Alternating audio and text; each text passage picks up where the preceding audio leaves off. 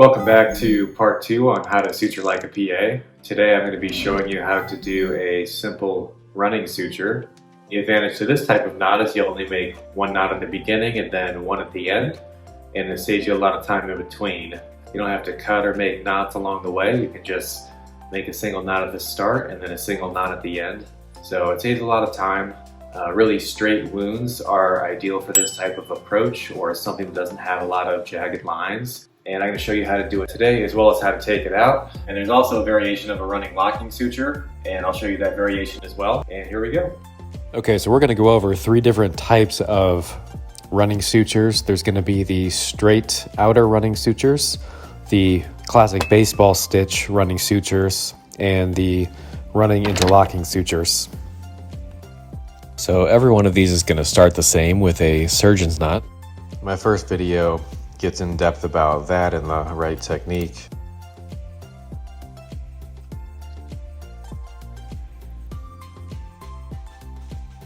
And unlike the interrupted sutures, you only cut off one end. And this one is a running sutures where the sutures appear straight on top. So when you start this one, you actually want to go back in one of the first holes that you made, and this buries the suture. If you don't do this step, you'll have a line going from your surgeon's knot to your first throw that's visible on the skin. And here's an example of what not to do. Notice in this example, we did not go back into the original knot to hide the suture, so the suture is now visible. And that just makes for an awkward start. It's not necessarily wrong, but just from a cosmetic standpoint, it just looks a little better the other way. So how you start and how you finish with a running suture really makes or breaks it. So now our first stitch is underneath the skin and you can't see the suture. And now we're going to anticipate our next throw. So all of our needle movements are going to be diagonal underneath the skin to make it appear straight on top. And here we are just making another diagonal throw underneath the skin. You're trying to anticipate a equal width between each suture as you go down. If you guys have other questions on technique, you can watch the first video that I made. And now you can start to see that we are moving in a diagonal fashion underneath the skin, and on top the sutures are relatively straight, and that's what we're going for in this technique. And we're just going to speed through these last few here until we get to the final stitch. Okay, this is the last stitch, and notice I'm not flattening this last loop all the way down. We're going to use this loop, and the peak of the loop we are going to use as the other end of our string, just as if we were doing a surgeon's knot, but we're going to use the top of this little arch that we made in the final loop. And we just tie down like we learned in the first video. And we're just going to go back and forth as if we were tying down a regular surgeon's knot. And one final tie here, and we want to make sure it's nice and tight because there's only 2 knots in this setup, unlike the simple interrupted where you have multiple knots on each stitch. So this one's really got to be secure. We're now moving on to the baseball stitch. It's going to start off like any other suture with a surgeon's knot to start, and you don't cut off the end. And we're really going to focus on the beginning and the end, which is the most important part. I'm not sure why other videos don't seem to do that. And then I pull the knot away from where my next bite is going to be, and that's going to create the start of my diagonal lines. This is just the opposite of what we just did, where we go diagonal on the surface of the skin, but when we bite through the skin, it's in a straight line fashion. And because my knot is pointing away, this first bite is going to create that diagonal line that we want. And here we are piercing the skin in a straight fashion to create that diagonal line.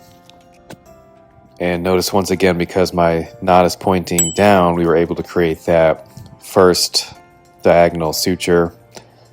And now we're just going to repeat the process of going straight through the skin in an even fashion to create a nice baseball stitch on the surface of the skin. And in this type of suture, we're dragging our needle underneath the loop. We're not going through the loop as we're about to see in a different technique. And we just keep repeating this process until we get to the end in our final stitch. In order to have it look nice on the surface, we need to have very consistent bites and keep our width similar. So I'm paying attention closely to my spacing here. And we'll just speed this up until we reach the end.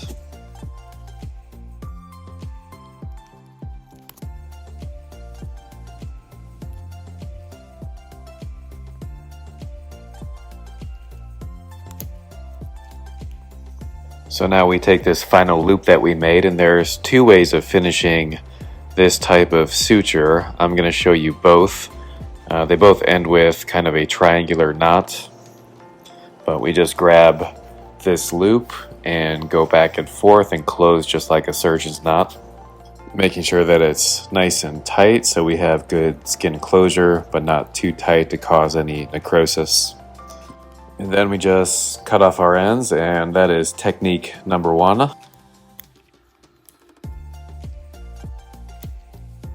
For the second technique, after we come out and make that last throw here, we actually just do a reverse throw and then finish tying on the other side. And that's just another way to close this type of suture.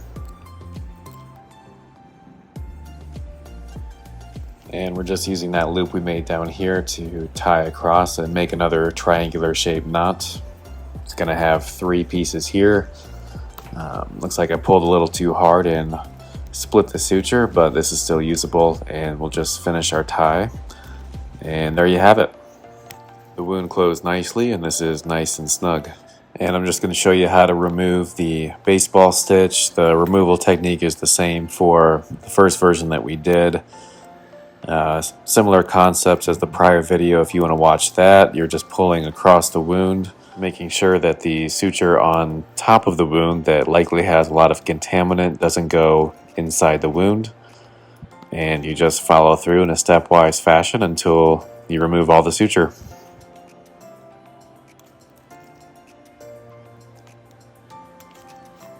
And we're just going to remove that final knot here, and we're done.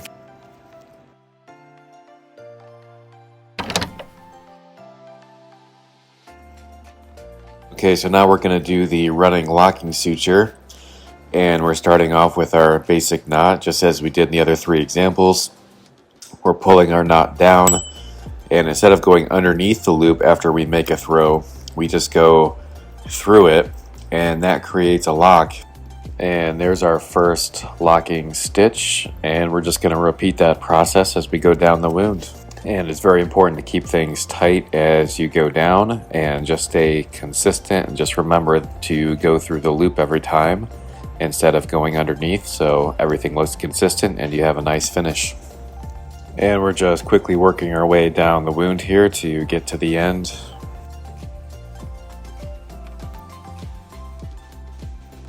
And this will be our last locking stitch here. So for the last stitch, we're just going to do a simple interrupted. You do not put this through the loop to create another locking stitch. So that's something to remember on your last stitch here. And we're just going to tie that end off just like we did with the last example with the running suture. Going back and forth and cutting off the 3 strings at the end. Making sure the wound is nice and tight prior to closing it. And there you have it. There's our running locking suture.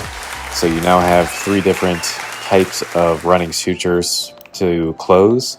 The locking suture uses more suture, so that's something to consider. And you also probably don't want to use this on the face, and it's not the best for cosmetic purposes. And we're just going to remove that locking suture here, and this is the technique to use.